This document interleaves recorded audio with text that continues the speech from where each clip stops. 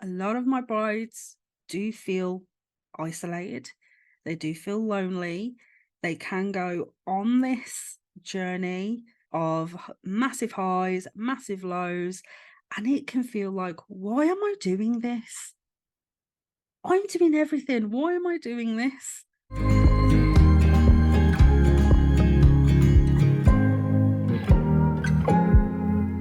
Hello and welcome to this week's episode.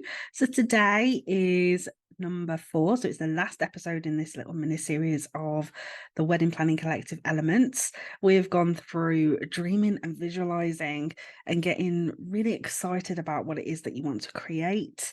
We've gone through decision making and how that can be really quite hard for some people. So I gave you some tips, tricks to get through that. And we also went through being true to you, so setting boundaries, looking at traditions, and really implementing those things as we go along. And today is all about kind of tying that all together and making sure all that works. And that is looking at your wellness, your mindfulness, and your mindset. And this is huge. This is everything that I do. This is the heart of everything I do. I know how stressful wedding planning can be. I know all the dramas that can come with wedding planning. I know what can happen on a day-to-day basis without wedding planning being involved. So I am going to give you some of my tips, my tricks, my advice to get you through this. My whole kind of mission is to empower couples to have their dream day their way, all whilst being inspired and being creative and looking at their mental health and your wellness first. Like that needs to be priority, because a lot of what I'll talk about today, you'll see we are conditioned certain ways to believe certain things and think that it's part of the process. It doesn't have to be. Contrary to popular belief, wedding planning doesn't have to be stressful. In fact, we believe it is, and it can be because there's a million and other people that are involved in this. Yes, you will have probably kind of stresses and worries and things like that when it comes to suppliers, because they are out of your control. They're kind of a separate entity. But I'm going to give you some things to manage stress, manage your expectations whilst going through this crazy journey of wedding planning. So let's get started. So as I've mentioned before, there are a few things that we need to be mindful of whilst on this wedding planning journey. And one of them is, if you are just got engaged, huge congratulations, or if you've been engaged for a little while now and you've started the wedding planning process, you will very much know that weddings will be everything. It will consume you. It'll be everything you think, everything you dream, everything you talk about. Everybody may want to know what you're doing. So, it's a little segue for you to talk about what you're up to, your plans. Things may go on hold because you're planning a wedding, savings, things like this. It's all wedding, wedding, wedding, wedding, wedding. It's very focused on the wedding. Now, there's nothing wrong in this. And the reason this happens, especially kind of if you're in a job where it's very 9 to 5, very kind of rat racy, is that it's something new.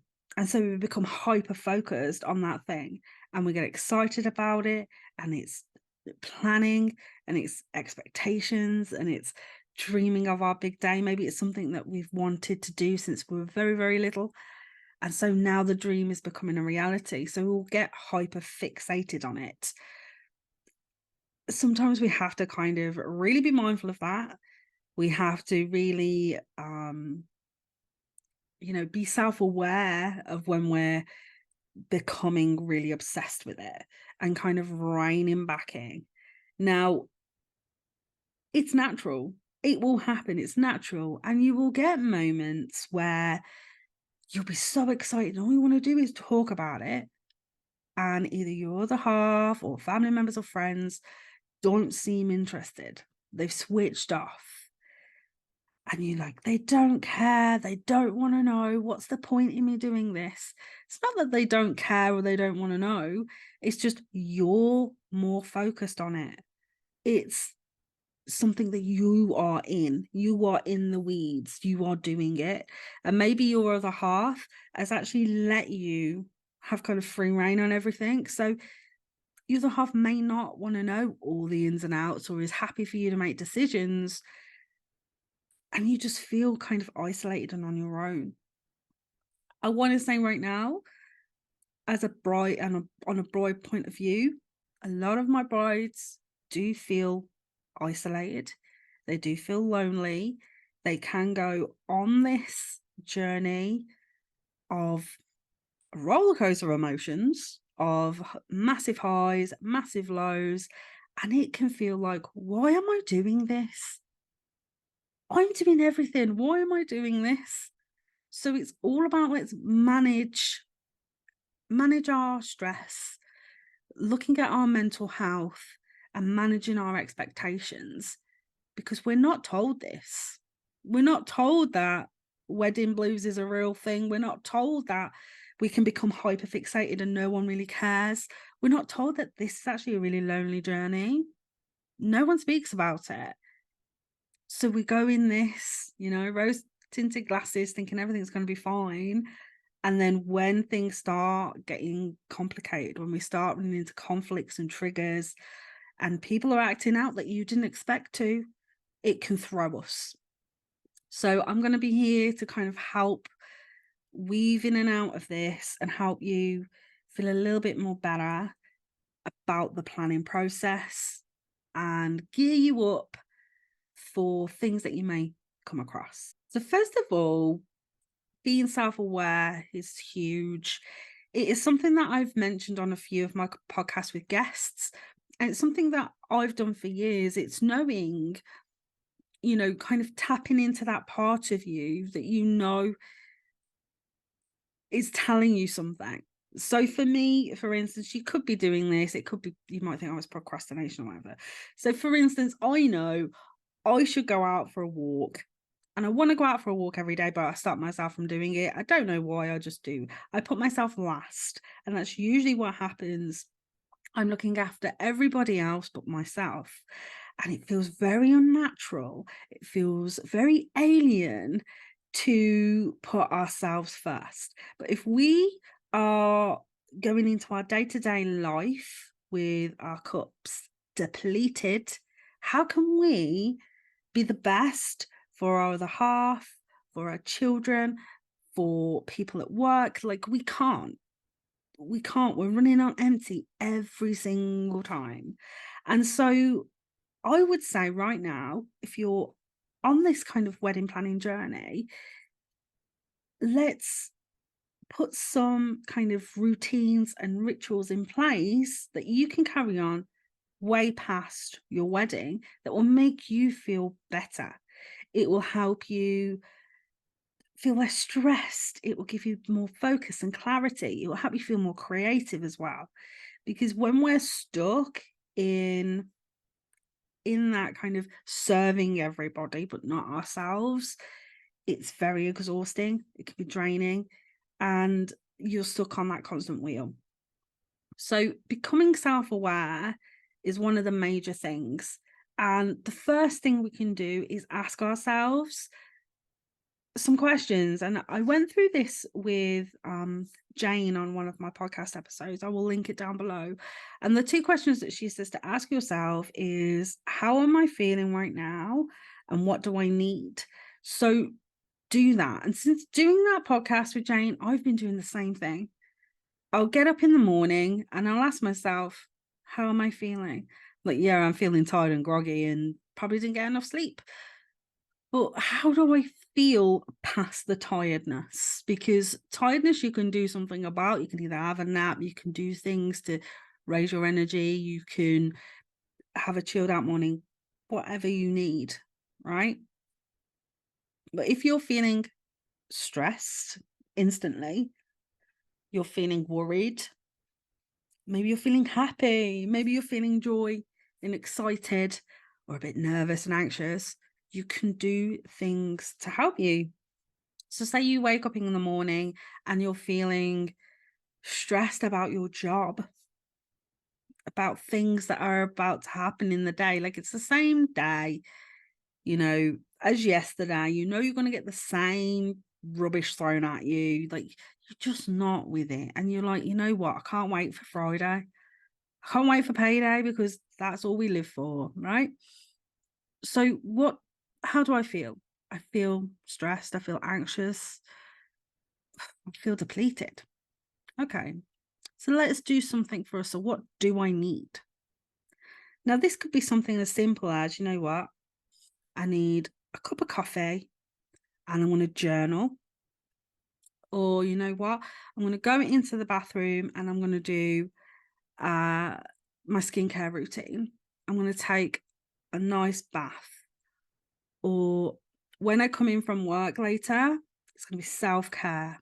It doesn't matter if I'm knackered.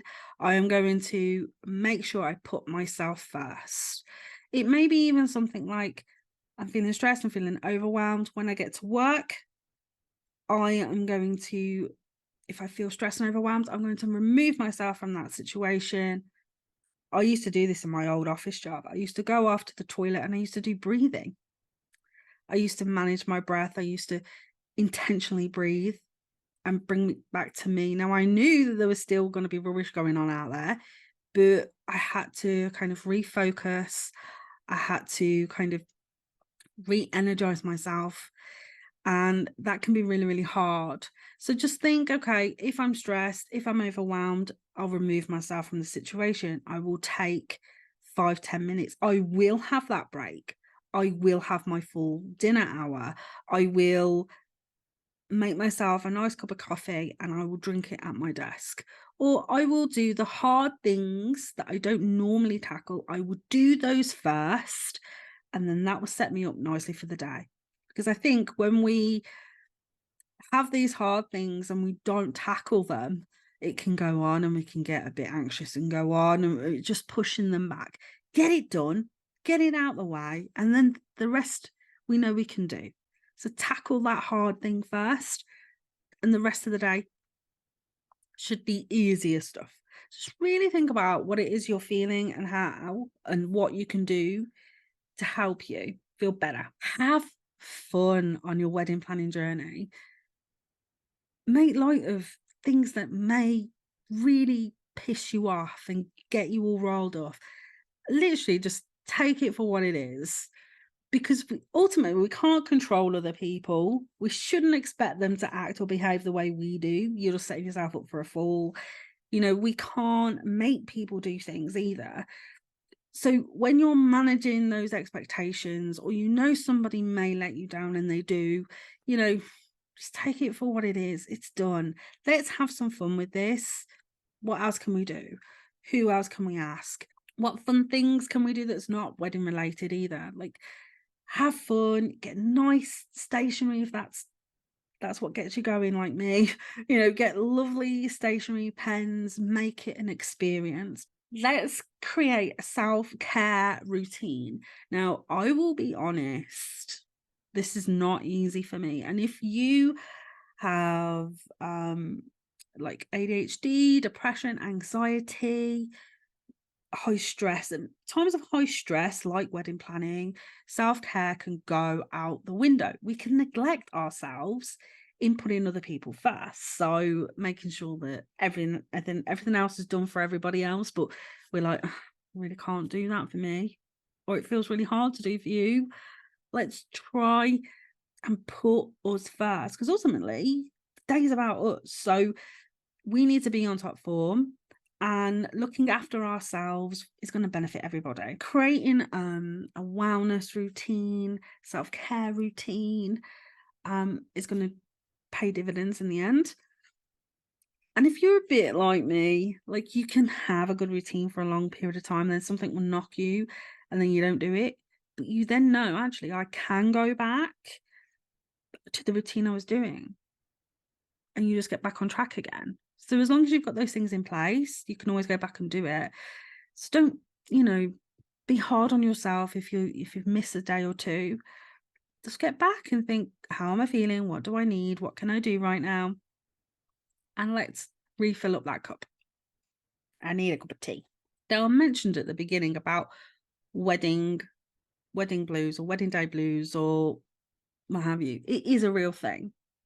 Okay, so I mentioned about hyperfixation at the beginning and being really like in it and excited and everything's wedding related. And then you'll have your big day and then it's like, what do I do now? Like, I've just had 2, 3, maybe 4 years wedding planning. And that's been my main focus all that time. What do I do now? And you can feel lost. You can get depressed. You can just spiral. It's a real thing. Again, we don't talk about this enough. I remember when, I know it's a little off PC, but when I had Gabriella, I heard of the baby blues and I just thought, whatever, baby blues. You could cry a bit. Oh my God. I've never felt that way at all. My mom never prepared me for it. Not everybody goes through it, but it felt the worst thing ever. I just couldn't stop crying. I was really sad. Like, everything was just so exaggerated after having a baby. And not, as I said, not everybody will get it, or you won't get it in the way somebody else got it. But just be prepared that you may get wedding blues. It's a real thing. As I said, you've been focused on planning for so long that a month or two after you've got married, you're not getting your photos anymore. Maybe you've already been on your honeymoon, so you've not even got that to look forward to. Like, all of the things that you were excited to get after you got married, your video, your photos, your honeymoon, have all been and gone. And you're like, can we plan our 10th wedding anniversary? That kind of thing. Can we renew our vows in 10 years? Like, you'll be so like, what do I do with it? And I know many brides in this position that have gone, I love doing that too much. So you know what? I'm going to change profession. I'm going to be a wedding coordinator. I'm going to be a wedding planner. I love doing that. And so many people do it because they love the buzz. It's ticking all the boxes that they had before. And it fills them up. Like, their old job didn't, but it was paying for the wedding that they had. And now they've got new skills and things that they naturally got by being chucked into the deep end as book your own wedding. So understand that wedding blues is real, that we can manage it, that you can get through it. It will subside and you can find something else to focus on. Just be mindful that it may come, it may not, but it is real. Now, your mindset and your attitude is crucial. I see it all the time where, as I said about expectations, this whole expectations versus reality thing is big. So you see a lot of weddings online or from celebrities, and we think that we can recreate it on our little salary, and that's not going to happen. And then it doesn't look the same, and we can get really down about it. So we have to be really mindful of our expectations. We have to be really mindful of our own mental health and our mindset. So if you are going into your wedding planning in a very low mood, in a very lack mindset, in not feeling creative, like, I don't know what to do, I don't know where to start, I'm being pulled from pillar to post, I can't be like authoritative, I can't say what I want to say, and a lot of people can't. We have to kind of look at our own mindset. Our mindset is also huge when it comes to, especially if you're a bride and you're going wedding dress shopping. I mentioned this in an episode. We talked about wedding dress shopping and how to have the right people there, listen to music that makes you feel good, dress nice, really think about things, be intentional about things. yes, go with the flow, but know if, okay, I'm not looking forward to wedding dress shopping. That's one thing that I am torn about. I went with my sister. We went to Wed to Be in, is it Hockley? I think it was in Hockley we went. And they've got a little Wed to Be shop there. And we went in and it was lovely. Now, bearing in mind, I was probably 2 stone lighter back then. And then I lost another stone for my sister's wedding to get into the dress. So, like, 3 stone lighter by the wedding. And I remember going in, and Gabriella was only small, I want to say 6, 7 months old. And so I'm still not feeling good about my body. I've never felt really good about my body, if I'm honest. And I saw my sister's face. Now, my sister has a completely different attitude when it comes to clothing, to the way she dresses. Like, she's a big, curvy, beautiful girl, not as big as me, but she loves to dress the way she dresses. She doesn't care what other people think about her. She can wear crop tops. I don't feel comfortable like that. But my sister has made peace with her own body. But anyway, we went in and she tried on 5 dresses, I believe, 5 or 6 dresses. Everyone looked absolutely killer, right? Absolutely stunning. And there's a magic that comes from wedding dress shopping that I'm hoping I find on when I have the opportunity. So when my sister went in and she tried on all these dresses, in my head I was like, she is going to be so screwed on choosing which one's going to suit her. Like, honestly, like, I don't know how she did it. We even went out and looked at all the dresses, took photos obviously on our phone, and we went out for lunch. And I don't know. She was like, can I have your opinion? And obviously there was a few dresses that we really, really liked, but she looked great in all of them. But my insecure mind, it's a little way off now, but my insecure mind's like, I'm not gonna look good in that. Like, I'm gonna look like a bag of rubbish. And that is not great. So if I went to a bridal shop with that mentality, I'm going to just feel crap throughout my whole appointment, and it's just going to be a waste. So I will be something that I do mindfully. So even now I'm trying to feel much better about my body. I'm trying to feel make peace with the fact that it's made an incredible human being. For one, it's got through eating disorders, it's got through abuse, it's got through a neglect, it's got through not eating, not drinking, or binge eating, and that kind of thing. And it's like, I'm still going. Let's treat it with a bit of respect and honor it a little bit more. And slowly but surely I'm getting there. Like, when I first started podcasting, I couldn't look at myself on the screen. I had to have things over my screen so I couldn't see what I looked like. Now I made peace with that. I will look at myself on the screen and I'll be, oh my God, like, I've got these fuzzy bits of hair. You might have seen them. I know I veer off. These little fuzzy bits of hair, it's because I've got PCOS and my hair falls out, and then I'll get regrowth. And so I'll get these weird bits of hair and I'm like, oh my God, look at me. But anyway, so it's having that mindset. How do I feel? What is my attitude towards this? My attitude towards people that I want to bring in as part of my bride tribe. If I know then that they're a bit of a flake, why would I ask them to be my bridesmaid? Because it's just going to set me up for a fall later on. And communication is key. I'm going to refer back to an episode I had with Rachel Harper, and her top tip was communication. Communication is huge. Now, if your other half has let you run riot and go, you know what, you can do whatever you want, babe, have it your way. Yeah, you do you, right? And you do, but you still want to, let them be involved. It's their day too. They can't just get off the hook that way.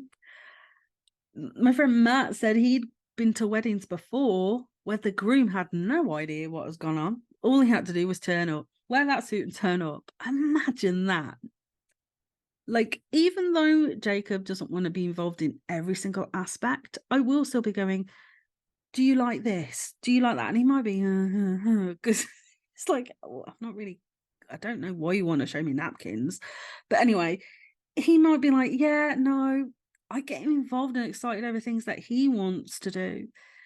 Like suits, for instance. It's important for me to know that he's happy in a suit and he chooses that.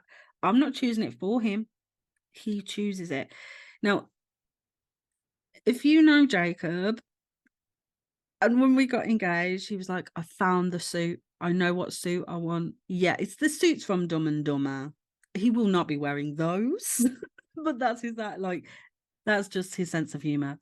But I know it's important for him to choose his suit and then it complements, I don't know, bright orange and green. So have communication. If you're not feeling great, if you're feeling stressed, if you feel like your other half isn't, not giving you anything back, tell them. They don't know unless you say. They're not mind readers. I know we like to believe that they are, but they don't. They don't think the way that us brides do. Or, you have to really tell people how you feel. And that can go for anyone in your bridal party too. If you are feeling a certain way about someone's attitude, tell them. I saw an interview not long ago with Tom Holland and Jay Shetty, and it was actually a really good interview. If you've not watched it, head on over to YouTube. And Tom Holland referred to a Christian Bale quote, and it was, if you've got a problem with me, text me. If you haven't got my number, you don't have a problem with me because you don't know me. Be honest. If you've got an issue, say it. Communication is key. Right, so before I end this mini series, I want to go through some really useful tips and tricks that you can use at home to manage your stress, be more mindful, be more present, look at your mindset, all of that good stuff. So first of all, really understand that your view of planning your wedding might never be or never go to plan. It's like setting expectations for your wedding day. Please know that your day is not going to go 100% to plan. Never does. I don't think I've known anybody who has. And if it does, put the lottery on. You're on for a winner. If every single thing has gone according to plan, everyone's turned up, the weather's been fab, all of that stuff, if everything has been 100%, I want to know you. I want to know. Let me know, because honestly, I don't think I've known anybody. So be mindful that things won't always go 100% to plan, and that is okay. That is fine. But let's look at how we talk to ourselves. So as I was mentioning about wedding dress shopping and how self-talk is big, this is one huge thing that I've started to do myself, and it's how I internally and externally talk to myself. I'm not crazy, before you ask. So silly things like, if I've spilt something, and I will basically call myself all the names under the sun and refer to myself like, you're so stupid, Cal. You're so pathetic, Kelly. What are you doing? Like, literally be mindful of how and what you're saying. Words are powerful, really, really powerful. So if you're saying those things, you're putting yourself down, you're just reaffirming those things to yourself. Would you call your best friend all the names under the sun for a silly little mistake? No. But we feel it's okay to do it to ourselves, and it's not. So look at your self-talk. One thing I've started to do is, if I feel good, I say, I feel good today, Cal. You're doing great today, Cal. If I've had a really productive morning, in my head, I'll be like, oh, man, I'm proud of myself for doing that. Like, I am capable of doing this. I am capable of big, big, scary things. Like, I am reframing the things that I say. I am looking at myself differently. And it all starts with those little things. Self-talk. You might think, well, I don't do that. I bet you do. I bet there's part of you that will belittle yourself. I saw an interview with Lewis Capaldi, and he's always calling himself horrible things. It cuts me up. He had an interview with Stephen Bartlett, Darius CEO, and he was doing it then. And I'm like, dude, come on. Like, and he even caught himself doing it. And he's like, I do, yeah, I don't really mean it, but you're saying it. Words are powerful. So make sure you're saying things that are good, that are nurturing, that you would say to your children, to your other half, to your best friend. Start saying it to you and build that relationship that way. Journaling. I will never get bored of it. I will never, because it has helped me so much. Now, you might go, Kel, it's not for me. If it's not for you, it's not for you. But try and give it a go if you haven't already.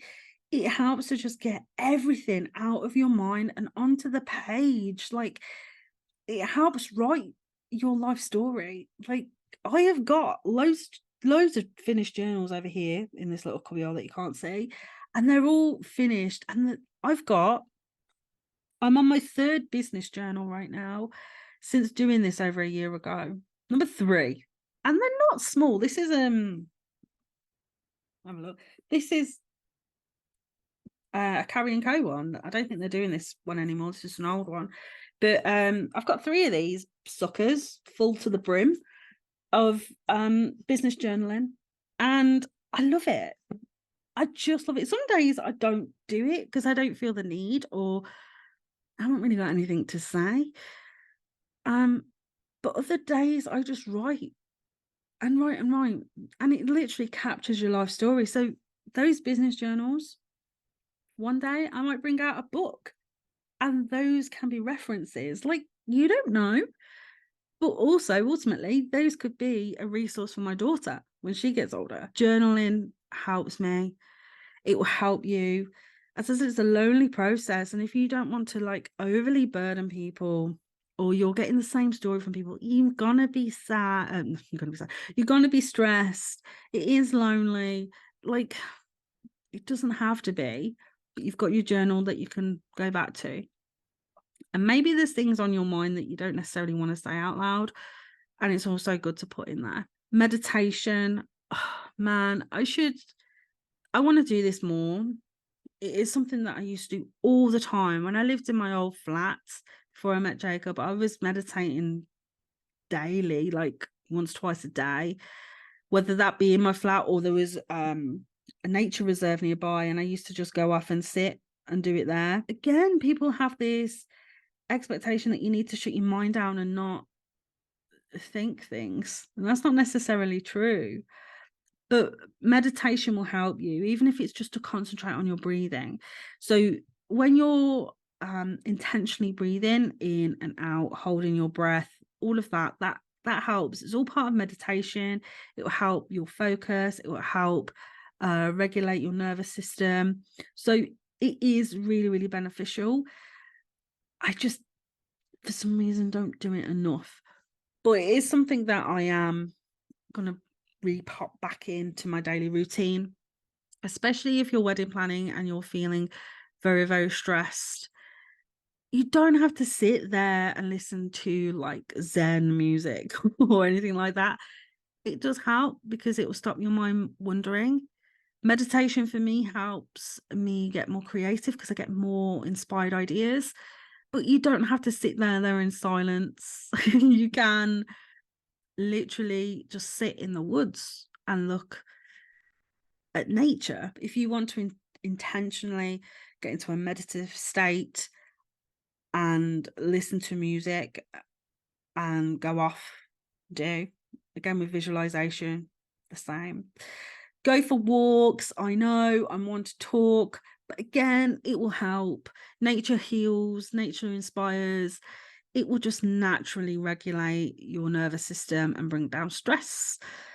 Self-care routine, again, is huge. We tend to look at neglecting ourselves when we're doing this for some strange reason, because we're so caught up in helping please everybody that we forget to look after ourselves.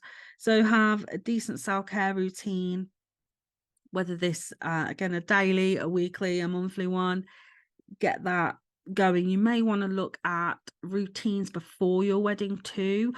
If you're changing something in your routine, please don't do this like right before your big day. So if you're thinking, I want to get a face peel, I want microblading, or eyelashes, or any new treatment that you don't normally do, even things to like teeth whitening, lip plumping, anything at all, do not do this like a few months before your wedding. Please don't. Even dyeing your hair. If you're someone who impulse does stuff, please try and rein it back in. If you want to try and think, well, actually, I would love a facial peel, or threading, or whatever, laser treatment, whatever, have it like a year or so, 6 months prior. The only reason I say that is because we're all different. We all react different. So I've had in the past laser hair removal, on my face because I get a real bad hirsutism from PCOS, and it made it worse. I spent over £1,000 on treatment for it to be worse. And again, I was told that could happen, but I thought it wouldn't happen to me. So I am now thinking of things that I can do to slow that down, reduce it, because I'm really conscious of it being in pictures or being visible on my big day. And I know some of you lovely ladies out there are probably thinking the same thing. Limit your time on your phone. This bloody thing everywhere, like, it drives me nuts, but I'm still doing it every single day. Let's limit the time on our phone. The reason why, especially if you're wedding planning, you'll be stuck on wedding TikTok, you'll be stuck on Instagram, Pinterest, Facebook, and everyone and anyone is having a wedding, and you are comparing yourself to them. You are changing your mind. Actually, I don't want that. I want this. Like, you will start doing that. So everything that you've been working really hard for, making the decisions, being true to you, you are starting to be influenced by 1,000,001 other people, and it can throw you. And then you feel really crap. And then you start putting yourself down, and then you start not looking forward to it. And it causes arguments and all that kind of stuff. So try and limit it. Or if you are on those things like Pinterest, which is really good, or Instagram, be inspired by it, but don't be like influenced by it, because it will affect you. And then lastly, gratitude lists. Gratitude lists are massive. I've done this for years. It did take a little while to get the hang of it, because a lot of us were like, what have I got to be grateful for? Especially if you're going through it. Okay, if you're going through it and it seems really, really dark and really, really bad, believe me, there is something to be grateful for. Even if it's something like, I've got a cup of tea, I'm grateful to have a cup of tea. You can even do things like, I'm grateful to live where I live, or I'm grateful for fresh, clean running water. I'm grateful for people, places, things in my life. Like, you will have something to be grateful for. When you're in it, it doesn't feel like it. You will not try and find anything to be grateful for, but believe me, you will. And when you start listing, even if it's 3 things, start with 3 things and list them. And when you start going, you will find more and more things. And the reason I say this is because you can't be depressed and grateful at the same time. Like, you can't. You'd be like, well, yeah, I can. But when you are, say you're depressed like I was, I suffered with depression. So when you're in it, it's hard. You won't find anything. But in those moments of intentionally making yourself look and think for things to be grateful for, that part of you that's been really down and depressed and suffocated can't exist at the same time, because you are in gratitude for those things. The depression that may been a constant can't exist. So finding the things that you're grateful for will help kind of mute it. So you're like, it obviously will be still there, but you'll find things and ways to help manage it. One of the big things that I say is I'm grateful for that part of me. I'm grateful for depression. And it sounds like, wow, why would you say that? I'm grateful for it because it helps me learn who I am. Without depression, I would never be as self-aware as I am, because I will find those triggers. There'll be things that happen that trigger me. I can look at my patterns. I can look at the things that I do that can be counted as self-destructive or, not good for my mental health, and I will see it happening and I can catch it before I fall. So my depression has helped me. Do I still get depressed? Yes. Am I all bloody sunshine, roses, love and light all the time? No. No one is. If you think of things as being your weakness, you will always fall victim to them. And it will be very hard to get out of any hole. So if you're continuously saying to yourself, you can't do things because you're anxious, I can't do that because I'm depressed, I can't do this, you will always reaffirm to yourself that you're anxious, that you're depressed, and you will never do the things that you want to do because you use them as an excuse. So for instance, when I was starting this journey, I had imposter syndrome. I say had, and I quote imposter syndrome.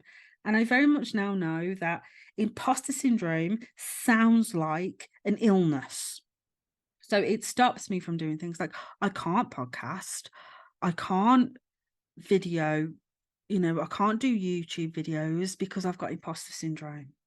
And it sounds like a get out clause. Like, I can't do it. I literally can't. I've got imposter syndrome. You're reaffirming that to yourself time and time again. You'll never do it. But what I've come to learn is every single one of us, again, air quote, imposter syndrome, will feel it. Because you will always feel that way when you're doing something for the very first time. So make that gratitude list, set out things that you can be grateful for, find tiny weeny things if necessary, and then really make sure that you carve time out of your day to do more mindful habits, like going for a walk. Like, that is definitely something. I mean, it's been raining here in the UK for the whole of July, so I'm not going out there. I went on the school run last week. Gabriella had a party for one of her friends, right? And I was like, you know what? I'm all sorted. I don't need to worry about me. I've packed all of her stuff in the bag. I'll change her in the car when I get there. 3 o'clock. I mean, hammered it down. The stuff that soaks you through. Like, the raindrops are like tennis ball. Like, I was drenched. And that time saving thing that I thought I'll do before I pick her up from school, actually, I then had to go back home, get rechanged and go. Like, it didn't work. So make sure you just like do these things.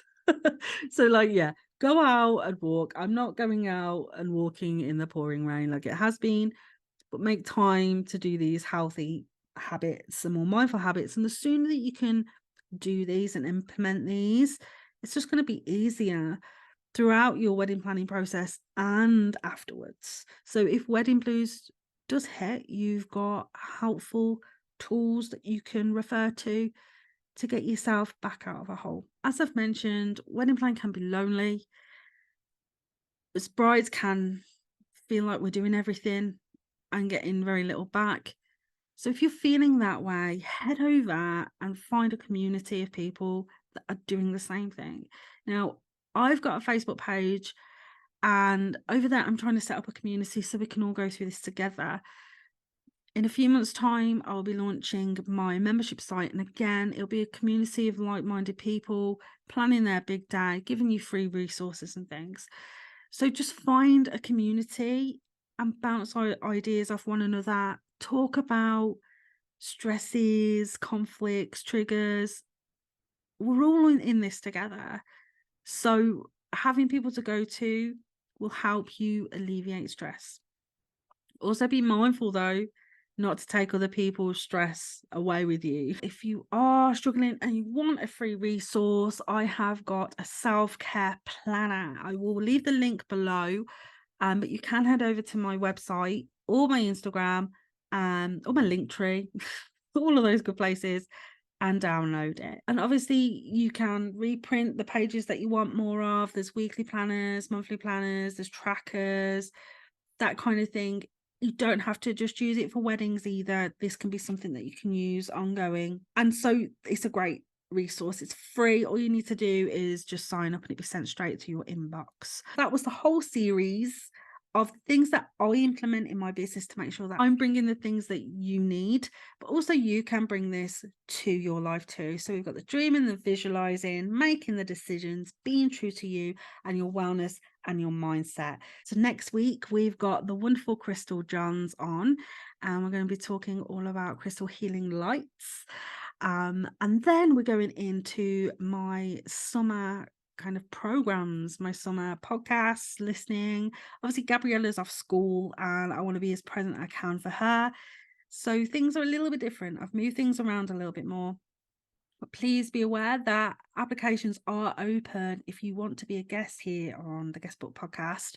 And I'm looking for you previous brides and grooms. I want to hear your stories. So head on over to the weddingplanningcollective.com, press the Guest Book podcast tab, and there is an application. Just fill that in, or you can DM me on Instagram or message me on Facebook or send me an email, info@theweddingplanningcollective.com, and we'll get you on as a guest. I love to hear people's engagement stories. I love to hear their wedding planning, what they did for their big day. I know my listeners do too. I know one episode that really took off was my sister's episode, and that's because she was just talking about her wedding, and she's quite funny, I'll give you that.